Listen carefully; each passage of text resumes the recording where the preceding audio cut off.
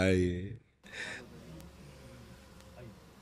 Then महर्षि, आपको great खली के नाम से जाना जाता है। अच्छा। वर्ल्ड रेसलिंग होती है, उसमें आपने अच्छा। भारत की तरफ से पार्टिसिपेट किया था महर्षि। महाराज जी वर्ल्ड चैंपियन कई बार पूरे वर्ल्ड में सभी को हराया रेसलिंग में जी। हमारे राष्ट्र का नाम किया। हाँ, बहुत सुंदर। आप स्वस्थ हैं? हाँ ठीक है महाराज। हाँ। हमारी प्रार्थना है, जो भी नाम आपको भगवान का प्रिय उसको जपा भी कीजिएगा, क्योंकि ये शरीर एक दिन जाएगा, ये तो आपको पता है ना, जाएगा। देखो, पहले जैसा था वैसा जो आज है वैसा कल नहीं, जैसा कल रहेगा वो परसों नहीं। ये परिवर्तनशील शरीर है, इसका एक दिन पतन हो जाएगा, ये शरीर एक दिन नहीं रहेगा। तो आपने जो किया वो आपके साथ जाएगा। देखो, आपने जैसे, ये हम तो ज्यादा जानते नहीं इस विषय में, पर इतना जानते हैं कि एक क्रीड़ा है, ये युद्ध क्रीड़ा जो आपने खेला वो एक युद्ध क्रीड़ा है। उस पे आपने हमारे राष्ट्र का नाम किया, आप हमारे भारत की पहचान बने। अब जब आप यहाँ से जाएं तो आपके पास धन होना चाहिए। तो यहाँ का सिक्का काम नहीं करता, वहाँ जो भी जिस भाव से, भगवान के विविध नाम हैं, कोई अंग्रेजी में उनको पुकारता है, कोई उर्दू में पुकारता है, कोई हिंदी में पुकारता है। भगवान की सब भाषाएं हैं, सब भगवान के नाम हैं। अगर सच्चाई से भगवान का नाम जब किया जाए तो हमारा जीवन आना यहाँ सार्थक हो जाएगा। देखो, आज आपकी पहचान है भारत में, आप अमुक हैं, लेकिन ये शरीर तक है। शरीर छूटने के बाद जहां आप जाएंगे उसकी पहचान के लिए आपके पास क्या है? हमारे प्रश्न को आप समझ रहे हैं? हाँ जी महाराज। वहां आपके पास क्या जाएगा? ना तो भारत का मेडल जाएगा, ना तो इस विश्व का कोई भी, किसी भी अमेरिका, हालैंड, थाईलैंड कहीं का नोट जाएगा, उस देश में तो नहीं जाता। ना ये शरीर जाएगा। अब वहां के लिए तैयारी क्या है? भगवान ने बड़ी कृपा की। मेरी प्रार्थना है कि हमारा आपसे मिलना व्यर्थ ना जाए। आपको जो नाम प्रिय हो भगवान का, 10 मिनट ही सही आप जरूर जपिएगा। क्या प्रिय है आपको भगवान का, कौन सा नाम? महाराज जी मेरे को पहले मैं मानता, जैसे मतलब ना, जैसे भोलेनाथ को मानते हैं महाराज। वो एक जैसे बोलते हैं ना कि मंदिर होता है गांव का, क्या बोलते हैं उसको, प्राचीन मंदिर मिलता, शिवालय। शिवालय मंदिर जी। सो उसके बाद बस जैसे सत्संग सुनते हैं बहुत ज्यादा, मतलब इतने संत है, सत्संग में बहुत सुनता हूँ शुरू से। अच्छा, सत्संग बहुत काफी सुनता रहता हूँ मैं। अच्छा, ये तो बहुत अच्छी बात है। लेकिन जब उनके हरकतें देखते हैं थोड़े दिन तक, फिर लगता है मन टूट जाता है। फिर मैं सोचा यार मतलब कि भाई सत्संग तो सुनो, लेकिन जो मेरे को अच्छा लगता है वो करूँ मैं। हाँ, नहीं, एक एक यहाँ मैं एक बात आपसे प्रार्थना करना चाहता हूं कि आप मिठाई पसंद करते हैं कि मिठाई वाले को पसंद करते हैं? मिठाई को। तो फिर मिठाई वाले से क्या लेना देना? मेरी बात समझ रहे ना भाई? आपने सत्संग सुना, फिर इसके बाद उनकी हरकतें देखी, तो हमें मिठाई वाले से क्या मतलब? वो जो बोलेगा वो सत्य बोलेगा, क्योंकि समाज में बोल रहा है। वो पीछे जो कर रहा है वो भोगेगा, उसका बोया हुआ कर्म है, वो भोगेगा। मुझे मिठाई से मतलब है, ये मिठाई खाता है कि नहीं, ये कैसा है, मुझे इससे मतलब नहीं। मिठाई देखी और उसे खाया तो मुझे स्वाद आया। बात समझ में आई? आप यदि सत्संग सुन रहे हैं तो आपको महान बना देगा सत्संग।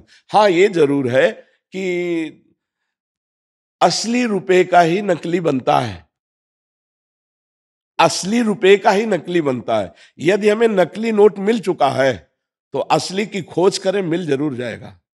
इस सृष्टि में ऐसा नहीं है कि नकली ही नकली। अगर नकली है तो 100% असली होगा, क्योंकि नकली बना ही असली से है। अगर असली ना होता तो उसका नकली निकलता ही नहीं। इसका मतलब असली है। तो यदि आप सुनते रहे तो कहीं ना कहीं, कभी ना कभी तो असली मिल ही जाएगा।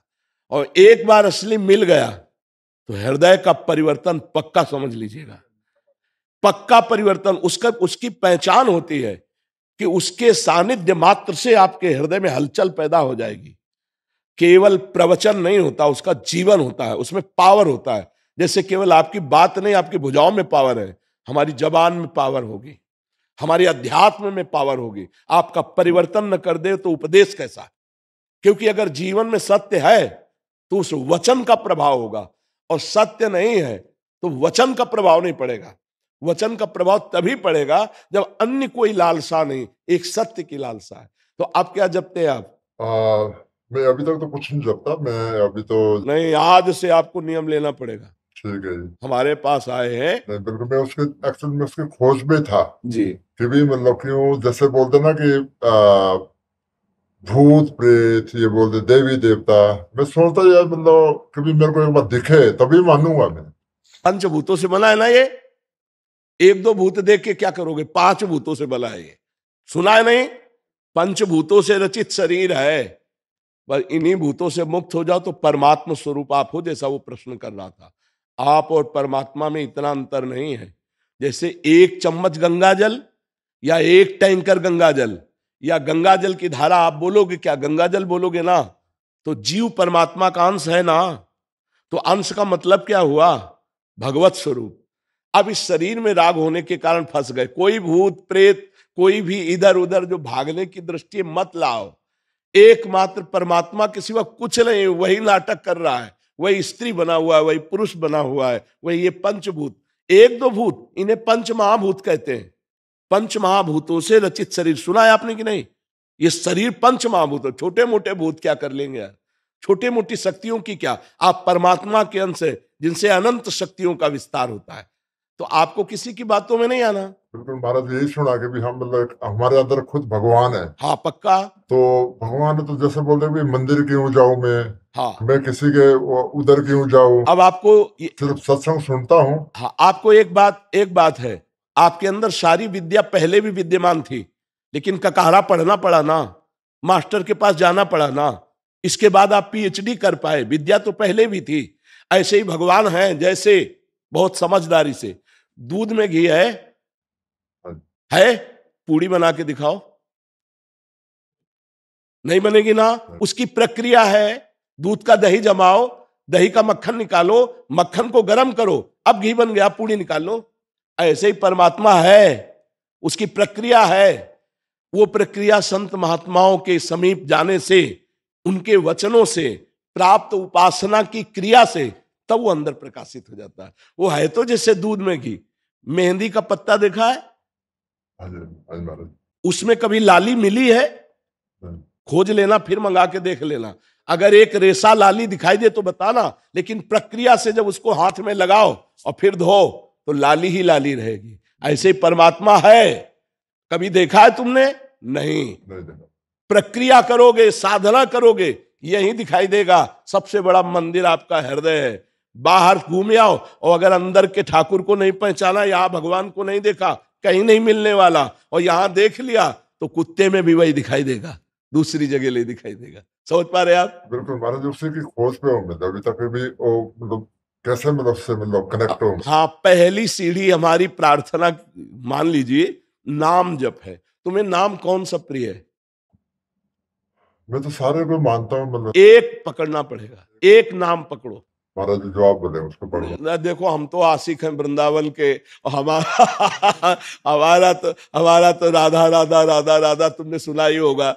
हमारा तो राधा राधा। पर महाराज जी मतलब जैसे राधा राधा बोले, भोलेनाथ का नाम जपे, बात तो एक ही है जी। तो उसमें से एक ही न जपना पड़ेगा या मतलब? जब तक एक में प्रीति नहीं होती, जैसे दूध की रबड़ी, दूध का अढ़ोता किया ना, और वो पेड़ा, फिर बर्फी, है तो सब दूध ही, लेकिन अपनी पसंद क्या है, पसंद क्या है, इसमें देखना पड़ेगा। ब्रह्म के कोई भी अक्षर ऐसा नहीं जिसमें ब्रह्म ना हो। जैसे देखो, आ शब्द है, आ तो का, खा, गा, घा, अंगा, चा, छा, आ विराजमान है ना। आप राधा बोलो, शिव बोलो, राम बोलो, कृष्ण बोलो, सब वही है। पर प्रीति तो एक नाम में होगी ना। गा हम सब जग सकते हैं, लेकिन जब प्रेम होगा तो एक से होगा। तो एक कोई नाम चयन कर लो और जिसको बार बार रटो। तो जैसे 2 लकड़ियों के घर्षण से उसमें अग्नि नहीं है पर अग्नि पैदा हो जाती है। ऐसे ही जब हम अपनी जबान से नाम जप करते हैं, राम राम राम, शिव शिव शिव, कृष्ण कृष्ण कृष्ण, हरि हरि हरि, राधा राधा राधा राधा, तो हमारे अंदर एक दिव्य शक्ति पैदा होती है। उसी शक्ति से सब कुछ दिखाई देने लगता है। एक परमानंद में प्रभु जो सबके अंदर छुपे हुए हैं, हम उनका साक्षात्कार करते हैं। बचपन से इस मार्ग में लगे हैं, बिल्कुल अनुभव की बात कह रहे, अगर पकड़ लो तो पार हो जाओगे। एक नाम पकड़ लो, तुम्हें जो नाम प्रिय लगे, छूट है। हमारे प्रभु के अनंत नाम है, पर पकड़ना एक पड़ेगा। बोलो क्या पकड़ोगे? मैं आपको नेक्स्ट टाइम आऊंगा तो मैं पूरा पर नेक्स्ट टाइम तक के लिए हम आपको खाली नहीं रहने देंगे। अगर आप आए हैं तो चाहे 10 मिनट जपे या 20 मिनट जपे, पर एक नाम आपको अब लेना पड़ेगा कि मैं शिव शिव बोलूंगा, राम राम बोलूंगा, कृष्ण कृष्ण बोलूंगा। फाइनल में जो होगा सो बाद में बताना। बोलो आप। राधे राधे।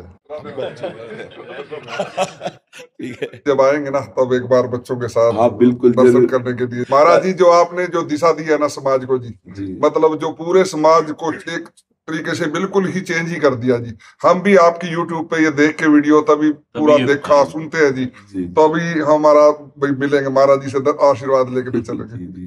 जरूर। महाराज ये क्वेश्चन है मेरा, हाँ जैसे लोग जब आपस मेरा एक सिद्धांत है मेरा कि भाई मैं किसी को नाम नहीं जपता, किसी को नहीं, पर एक चीज पकड़ी है मैंने कि किसी को मैं हर्ट नहीं करना चाहता मैं लाइफ में जी। मतलब कि भाई अगर किसी को थप्पड़ भी मारनी तो पूछ कर मारा, भी थप्पड़ मारूंगा तेरे को, मतलब तो समझ जा जी। तो एक तो मैं हर्ट नहीं करना चाहता किसी को, लेकिन इससे एक बात समझिए, आपने एक केवल प्रतिकूल क्रिया रोकी है, ये कोई आपके पास धरोहर नहीं है। आपने एक प्रतिकूल क्रिया नहीं करूंगा, आप समझना, ये आपके पास संपत्ति नहीं है। अब आप कह दो मैं नाम जप नहीं करूंगा लेकिन किसी को दुख नहीं दूंगा, दुख ना देना ये आपकी एक अच्छी क्रिया के अंतर्गत आ गया, आपकी सोच के। आपके पास संपत्ति क्या है? आप जब यहां से जाएंगे तो आपके पास संपत्ति क्या है? तो इसीलिए कि 10 मिनट 20 मिनट, अगर 20 मिनट भी शुरुआत कर दी राधा राधा राधा राधा, तो आप खुद अनुभव करना। ये क्वेश्चन और हाँ खूब पूछ लो। महाराज जी, मतलब लोग ना फायदा उठाते हैं, मतलब जैसे मेरा भोलेपन का लगता भी सीधा साधा अमेरिका से आया है, इसको क्या पता है। तो मेरी बात समझो, उठाते हैं फिर गुस्सा बढ़ाता नहीं, गुस्सा नहीं, आपको आनंदित होना चाहिए। आप किसी के फायदे के काम में आए, जब आप हट नहीं करना चाहते, वो दुख नहीं देना चाहते किसी को, कंट्रोल नहीं होता कई बार ना, वैसा लगता है क्या करूँ अब। नहीं, उस समय मुस्कुराना चाहिए। करता हूँ मैं कंट्रोल कोशिश करता, पर बहुत जैसे बोलता ना कि नहीं, अब उसको कंट्रोल नहीं। आपने पहली बात कही थी मैं किसी को दुख नहीं देना चाहता। अगर आपका फायदा उठा रहे तो धन्य भाग है, आप किसी के फायदे लायक तो बने। यहां तो संसार में पशु की तरह जन्मते हुए मर जाते हैं, किसी के फायदे में नहीं आते। आपका लोग फायदा उठा रहे हैं, ये बहुत अच्छी बात है, आप डरिएगा मत, आपको कोई परास्त नहीं कर सकता। जब आप किसी को दुख नहीं देना चाहते तो आपको कोई फंसा नहीं सकता। हाँ, लाभ ले ले तो धन्यवाद है, जैसे वृक्ष के नीचे कोई छाया ले ले, कोई पत्ता ले ले, कोई फल ले ले, कोई फूल ले ले, तो धन्य है, भगवान ने आपको ऐसा बनाया कि दूसरे आपसे लाभ ले रहे, नुकसान तो नहीं हो रहा किसी का। तो आपको गर्व होना चाहिए कि हमसे लाभ ही ले लो, लूटो हमें। सॉरी आपकी बात जी महाराज जी, मैं इसकी तलाश में था कि भी भगवान कैसे मिले जी, और सभी को ही पता है जी, सब लोगों को पता है कि भी मेरे जो 20 साल तक मैंने कोई चप्पल नहीं, बूट नहीं डाले जी कभी, मतलब ना। और मैं एक मजदूरी करता था, पत्थर तोड़ता था, रोड बनाता था जी। हम 7 भाई थे जी, तो कभी सोचा नहीं था कि इतना मिलेगा। परमात्मा ने पाने कहाँ से मिला, कभी सोचा नहीं था। मतलब ये हकीकत, मतलब अपनी ये सबको पता है, मतलब इतने मतलब आशीर्वाद परमात्मा का। पर लेकिन मैं सोचता था कि एक बार उसको देखूं कैसा कैसा, मतलब उसकी तलाश में था मैं हमेशा। मतलब कि भी तो मैंने एक सिद्धांत बनाया था लाइफ पे कि भी किसी को हट नहीं करना और मेहनत करनी है।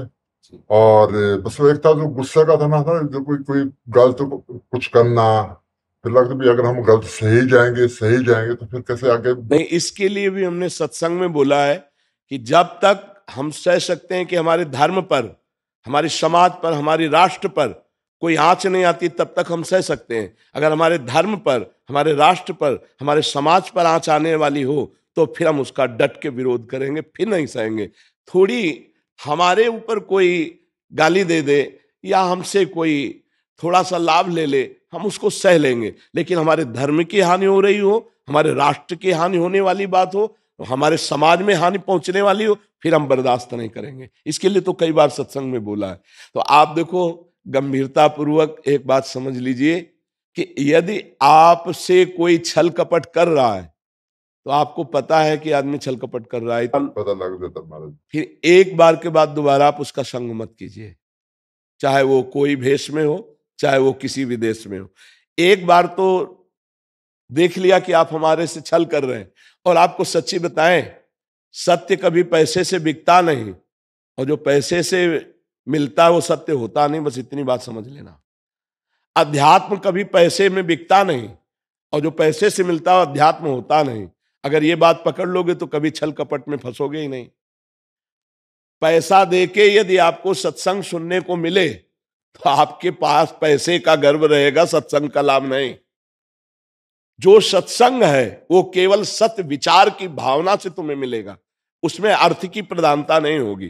फिर छल कपट कौन कर सकता है? जब आपका परिचय जानकर हम आपका आदर करेंगे तो भगवत भाव से, क्योंकि हम भगवान के दास हैं, हमें किसी से कुछ नहीं। समझ में आया? अब आप प्रश्न करो और उत्तर लीजिए, और आपका जीवन मंगलमय, ये आशीर्वाद हमसे लीजिए। आपकी जेब से कोई मतलब नहीं है।